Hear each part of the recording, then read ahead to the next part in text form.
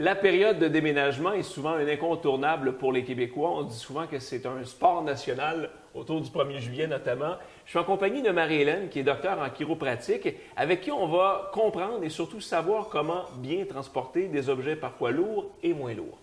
Marie-Hélène, j'ai devant moi une belle boîte. Je veux savoir comment la transporter, surtout comment éviter les faux pas. Alors, j'y vais d'un exemple. Je prends la boîte comme ça. Est-ce que c'est correct? Je t'arrête tout de suite, Daniel. C'est pas bon, ça? Non, il ne faut pas pencher le dos. Alors, ce qu'on va faire, on se redresse. OK. Première chose, on se rapproche de la charge à soulever. Parfait. Bien important. On plie les genoux. Pour éviter de forcer avec le dos, on va forcer avec les jambes. OK.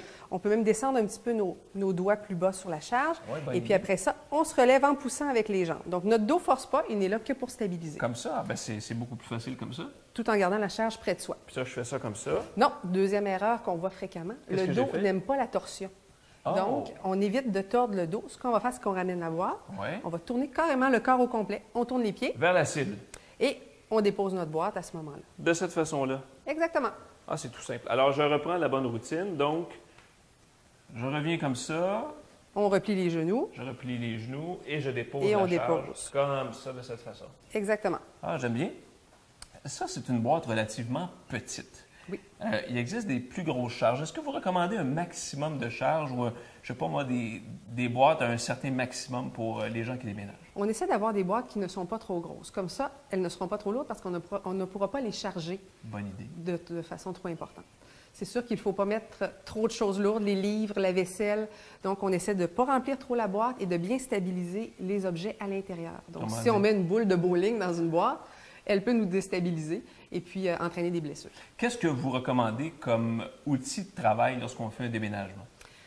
C'est sûr qu'avoir des sangles pour bien répartir les charges des objets lourds sur le corps, donc au niveau des épaules, taille et jambes, c'est vraiment important. Pour les électroménagers, les sofas, ces choses-là. Oui.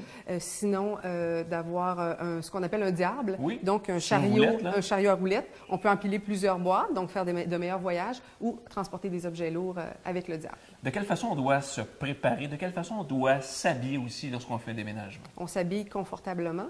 C'est sûr qu'il faut pouvoir bouger facilement. On a de bonnes chaussures qui ne glissent pas, donc antidérapantes, qui protègent les orteils. Si on échappe une charge, ça peut devenir une mauvaise journée de déménagement. Et puis, on s'hydrate bien, bien important. Si on fait ça l'été, 1er juillet, c'est la date nationale, justement. Donc, on boit beaucoup d'eau puis pour bien hydrater le corps. Super important. Je veux savoir, journée chaude, journée froide, est-ce qu'on doit se préparer physiquement? Est-ce qu'on doit se réchauffer avant de faire un déménagement? C'est une activité physique, donc une longue journée d'activité physique, donc on se réchauffe.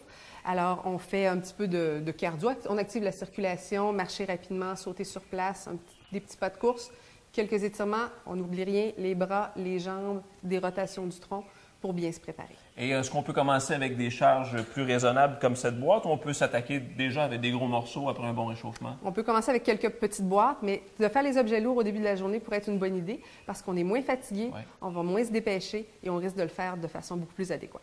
Merci Marie-Hélène. Ça me fait plaisir. Alors faites comme moi, consultez votre chiropraticien, ça fait tellement du bien. Et pour tous les détails, consultez le chiropratique.com.